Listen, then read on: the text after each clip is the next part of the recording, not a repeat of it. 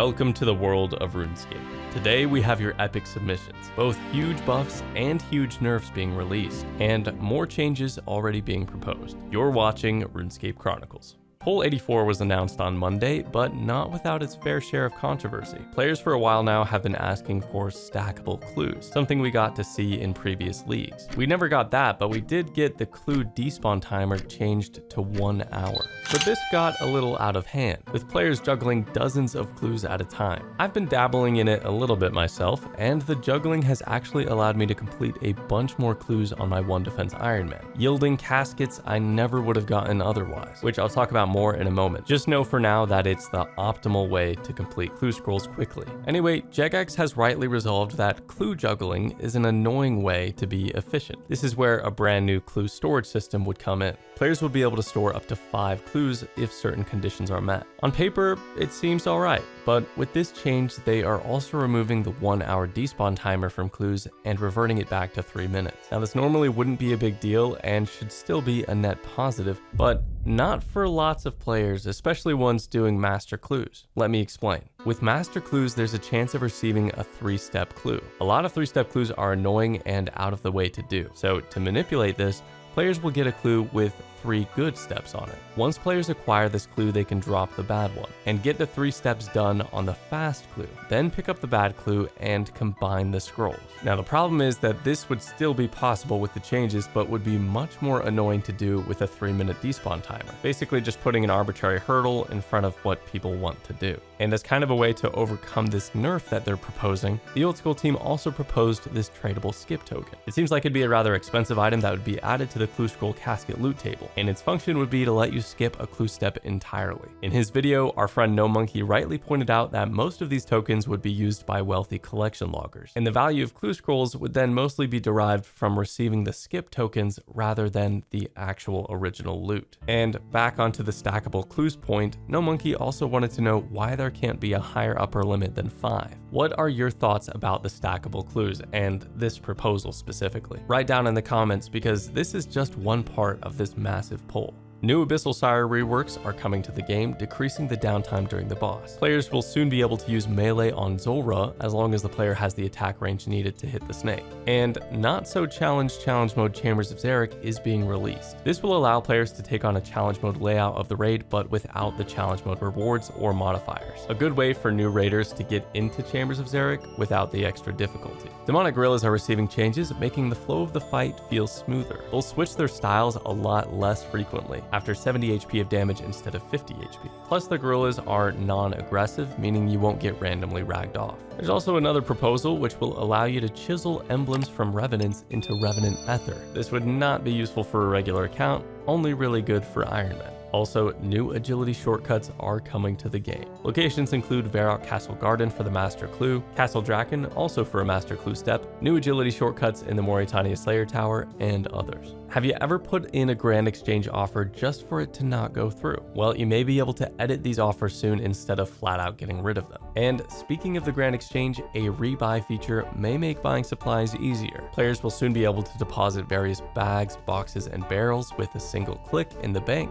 and Chinchampas will soon no longer disappear on PVM deaths. The old school team has noticed that people don't really use bonfires for XP, and so they're proposing that they get an XP boost. Each log burned would provide the same XP as manually lighting it, but it would be at a slower rate. And many more changes are being proposed. Go check out the dev blog linked below. Now it's time for your submissions, starting with a very strange trick from Donator. But first, I'm proud to announce our first ever book video sponsor. I feel like reading, but DrDyldough only has stuff I've read before. That's where today's channel sponsor, Arcane Ascension, comes in. It's a series of novels that immerse you in the world of Corin Cadence, the younger son of House Cadence, as he attempts to learn magic in an effort to follow the footsteps of his brother Tristan, who disappeared into the colossal Serpent Spire. Kind of like RuneScape, it's a massively popular progression fantasy series with a cult following. Fun fact, the series author Andrew is a gamer, and the novel has a unique focus on attunements, a magic system, and magical schools. So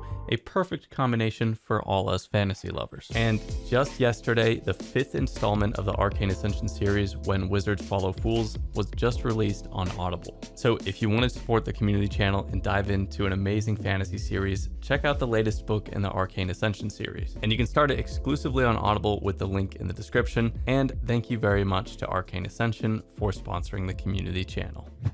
Donator convinced his opponent to use his house to recharge spec.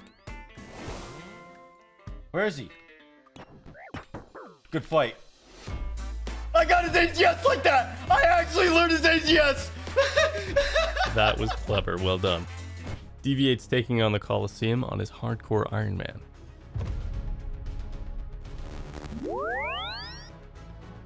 I just got a chance, man. Me No Plank is doing some RSSuspect on their hardcore. Ah, that's not what I was expecting to see from the wilderness. The TheRLSlayer is attempting to get the Voidwaker on his Iron Man. Yo! We got the blade! We got the blade! Never killed her. I don't even have the way to check.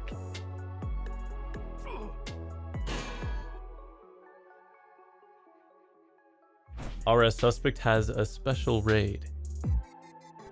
There is. He maxes his account and gets the Grandmaster speed time at the Theater of Blood.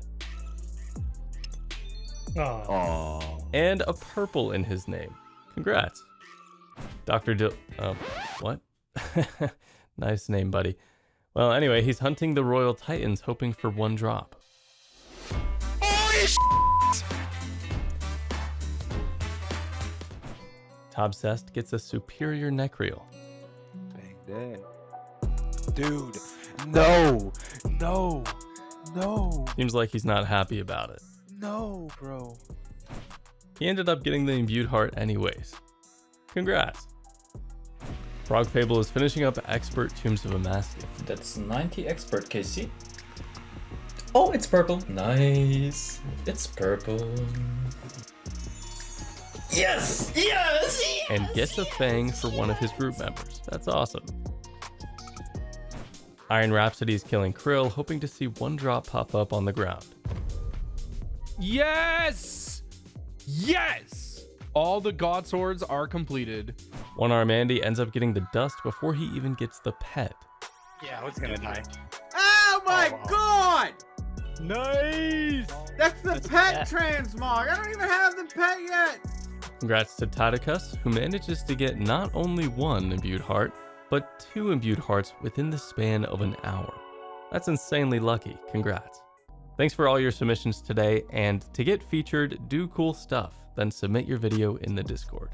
It's Wednesday, which means a brand new game update, and today we're given some quality of life changes. First off, for farming, gardeners will no longer wander off near patches, and leprechauns will also be closer to the herb patches now. Moving on to spells, players will now be able to auto-cast spells without having the magic requirement or runes for them. Basically, this means it keeps your auto-cast. Hopefully this prevents your accidental staff patches. Plus there are some tweaks to the supply crates from Castle Wars. A pretty hard nerf, to be honest. And we've been given a look at what the new Oathplate armor set will look like. And there are a few more changes you can read about in today's game update blog. The Sailing Alpha just finished, and with it we got some stats. If you're interested about the results, be sure to check out the Alpha Results blog. The Rizzlers Group Hardcore Iron Man team recently got a Scythe of Vitur from the Theater of Blood. And they're back for more. Ooh. Ooh! Guess whose it is, I guys? swear to God, man. Crazy. Ooh. That's nice. Huge. That's very nice, good. actually.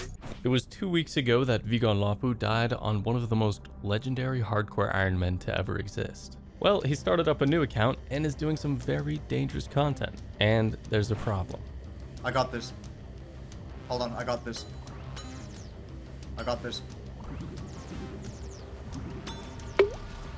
Sit down, rat. Get the f out of here, man. Don't ever come to my world again.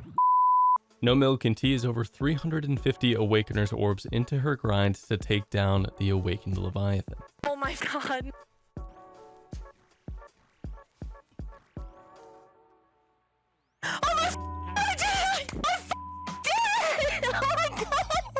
I Like PKing made a very strong pure build on one of the most dangerous worlds in the game, the Deadman world. With the recent Deadman updates, it seems creators have been having a blast with it. Be sure to go check out his video, linked in the description below.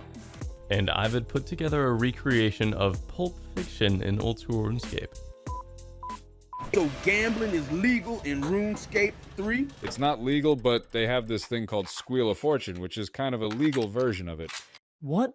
And as with all our featured creators, check out their links in the description below.